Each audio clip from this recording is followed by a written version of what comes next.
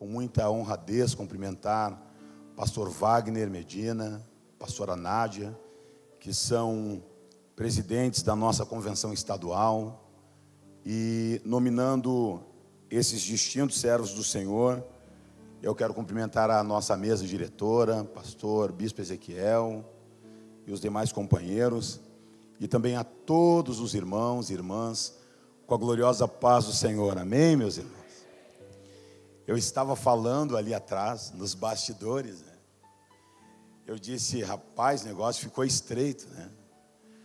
Porque o pastor Paulo, um mestre, doutor Paulo Sérgio, depois pastor Davi, que Deus abençoe, e agora finalmente o pastor Alessandro. Com certeza esses minutos que passam voando nos deram uma pequena degustação daquilo que nós somos capazes de sermos edificados, não é? Coisa boa ouvi-los. E eu disse que eu não tenho o doutorado dos irmãos, né? Eu não tenho. Eu sou o guri da vila, né? Então, fui criado, sou o pregador do gueto, né?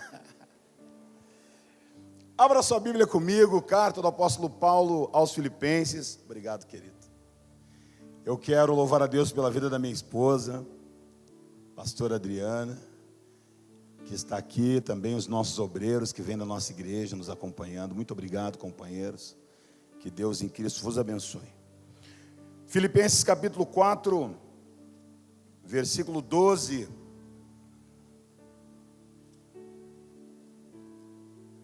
Filipenses capítulo 4, versículo 12.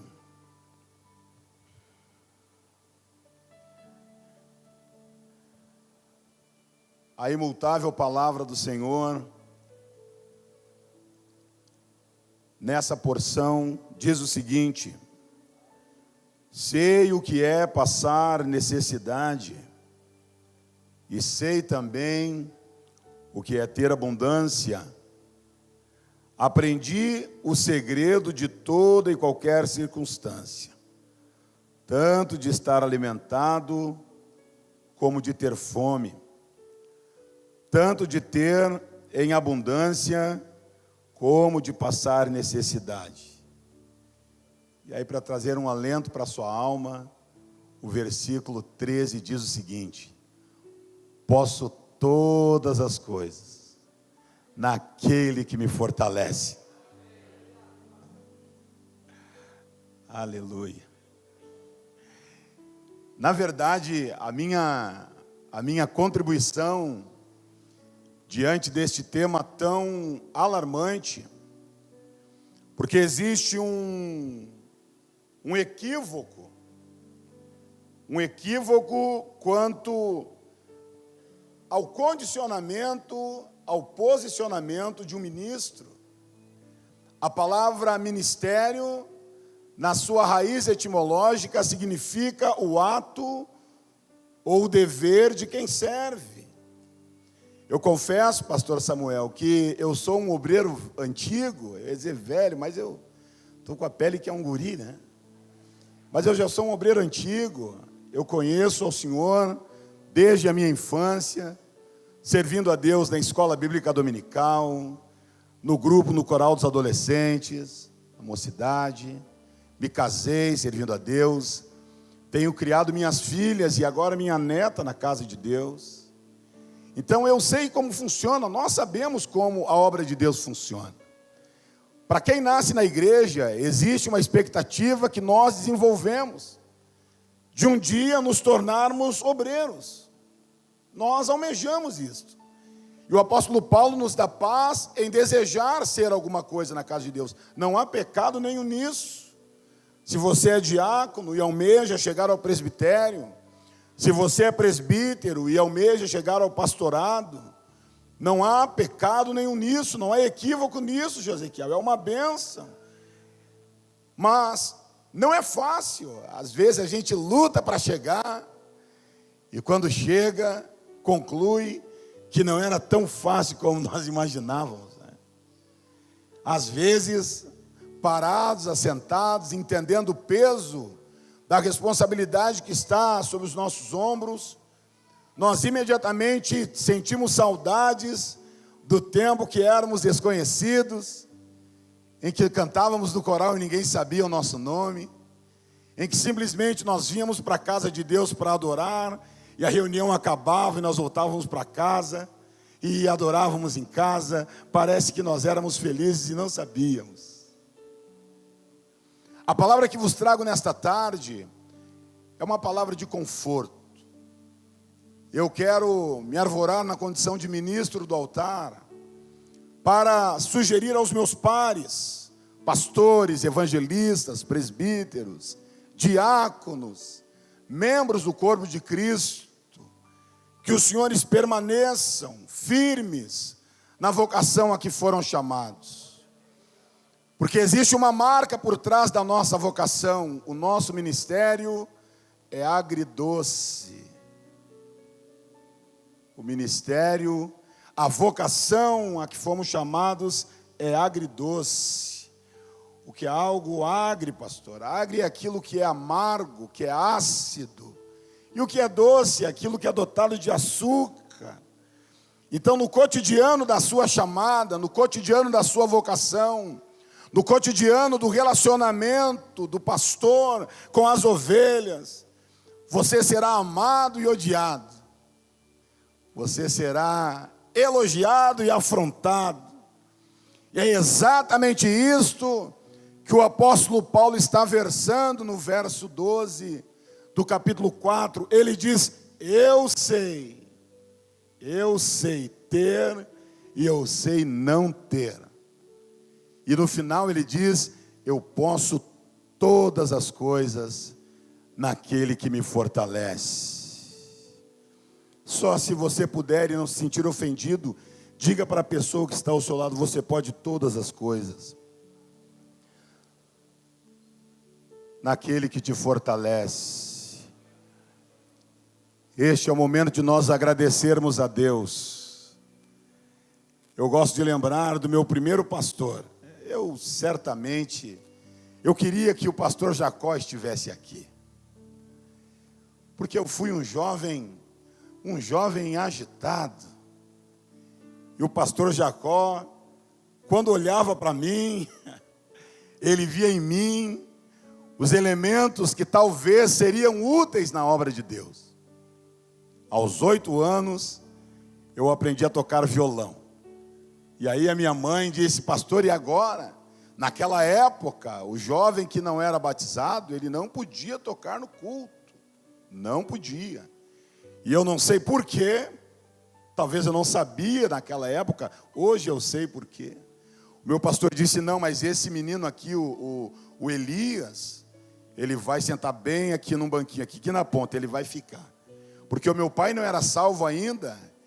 E alguém falou: mas pastor, esse menino não é batizado. E ele disse: mas ele vai se batizar.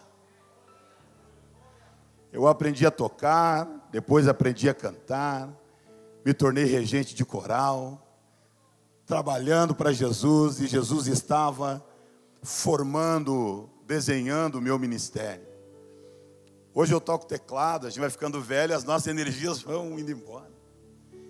E aí, quando o culto acaba, os meninos vêm e perguntam: pastor, eu posso tocar um pouquinho? Eu digo: pode.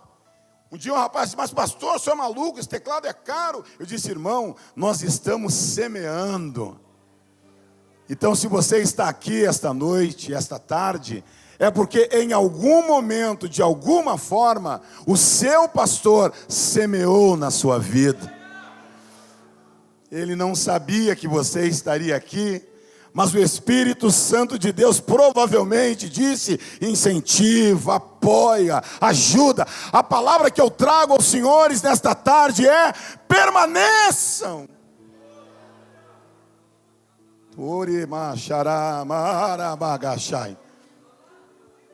Todo cargo traz consigo, vou repetir isso, e espero dos senhores um glória a Deus. Todo cargo traz consigo seus encargos.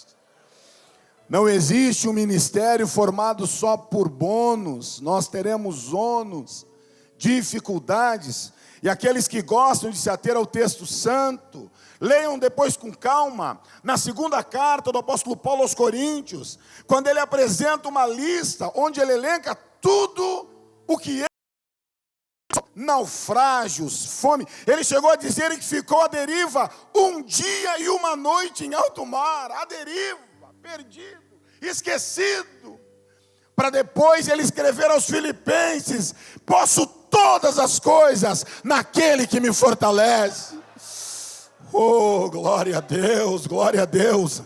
Quem nos fortalece é o Senhor. Nós somos edificados nesses momentos difíceis, em que você se olhar no espelho e perguntar: Deus, será que vale a pena? Que o Espírito Santo vos faça recordar as palavras desse jovem ministro, que vos diz: continue, continue, não pare, continue. Deus lhes dará os recursos necessários, porque sustentar um cargo traz consigo encargos. E quando nós falamos em recursos, a primeira coisa que nos vem à memória é a questão financeira. E eu quero aqui desmistificar, descaracterizar os elementos financeiros, por favor. E não que não sejam importantes ou que sejam desnecessários, não. São necessários. Mas mais do que elementos financeiros, mais do que ajuda financeira, do que a oferta, e todas as questões que envolvem o dinheiro, não, eu falo de recursos humanos. Muitas vezes, o que nós precisamos são recursos humanos. São pessoas que estejam dispostos a estar, a lutar conosco.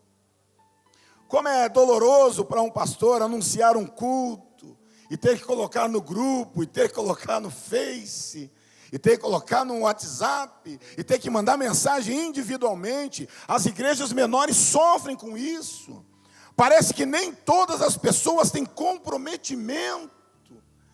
E às vezes a gente olha, pastor, e chega à conclusão que nós estamos aparentemente sozinhos. Aí eu quero me apropriar das palavras do pastor Alessandro e valorizar as esposas dos senhores. Oh, meu Deus, quando parece que não tem ninguém, que você chega na congregação e não veio o presbítero fulano, o evangelista cicrano, o diácono beltrano, tu olha para o teu lado, está a tua esposa, tuas crianças, firme, forte, e você entende sim, o casamento é uma instituição bíblica, divina, e Deus levantou ao seu lado alguém para carregar contigo este fardo.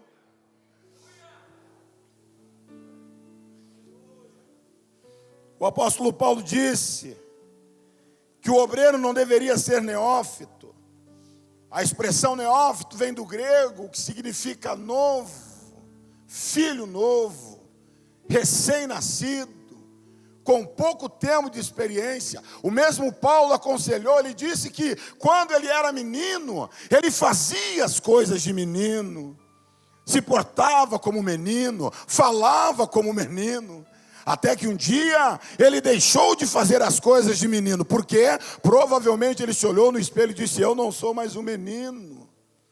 Nós, enquanto ministros do Evangelho, enquanto líderes, formadores de opinião, não podemos andar ao vento e nos portar como meninos.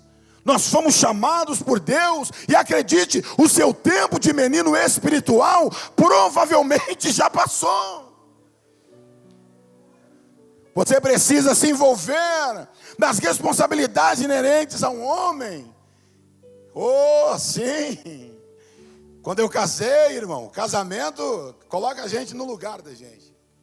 Eu era casado há uma semana, feliz da vida. Saí de Porto Alegre, lua de mel em Torres, o guri estava voando. 22 anos, bem magrinho. Eu correndo parecia aqueles raios de bicicleta, as perninhas bem fininhas. Eu era o negro mais feio da minha igreja, provavelmente. Se tinha algum mais feio que eu, aceitou Jesus depois. Mas mesmo assim, Eu consegui me casar, dê glória a Deus por isso. Mas eu fui um menino criado em casa. Papai, mamãe, meu irmão, nós éramos 4 pessoas. Minha mãe não deixava eu sair do portão, minha mãe tinha medo que nós nos tornássemos viciados. A região que nós morávamos, uma região altamente marginalizada, minha mãe tinha muito receio, muito receio. Então nós fomos criados ali. Nós íamos para a igreja, nós só ia jogar bola no campinho quando meu tio ia junto, e meu tio era chato, era mais chato que a minha mãe. Alguém fala, o irmão Pedro Elias foi criado para ser crente. Exatamente. E eu me casei. Eita. Primeira semana na casa, minha esposa gritou do quarto. Aí eu lembrei, modo marido ativado. Pulei da sala com a ousadia de poucos e cheguei no quarto, tinha uma aranha desse tamanho. E eu me lembrei naquele momento que eu nunca tinha matado uma aranha na minha vida inteira. E aí eu pensei, eu vou lá chamar o meu pai. Porque as aranhas, as cobras, os animais peçonhentos que apareciam lá em casa, era para ele que eu chamava. Pai! O negrão vinha com aquela capa e com S no peito. E eu dizia, estamos salvos. Agora não. O homem agora sou eu. Olhei para o meu peito, não tinha o S. Olhei para trás, não vi a capa e disse, eu vou chamar meu pai. E ela disse, não, deixa que eu mato. Eu disse, capaz. Que é isso, um gaúcho de Porto Alegre, isso é uma afronta. E eu fui me armando de pau, de pedra. Se eu tivesse uma pistola, sinceramente. Irmão, o bicho era tão endemoniado, aquilo não era crente, aquela aranha.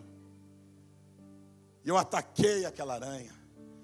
E parece que eu jogava pedra no lugar e a aranha pulava no outro. E a mulher em cima da cama, tá lá. E eu agora, foi pra lá. Eu acabei com a parede, não matei a aranha. Eu disse assim, tu acha feio eu ligar pro meu pai? Ela disse, a essa altura, não, chama ele. E eu liguei pro negrão, meu pai, disse, pai, o senhor pode vir aqui em casa? Ele disse, claro, aconteceu alguma coisa? Eu disse, sim, pai. O que é que houve, meu filho? Eu disse, tem uma aranha aqui em casa. E o telefone, tu.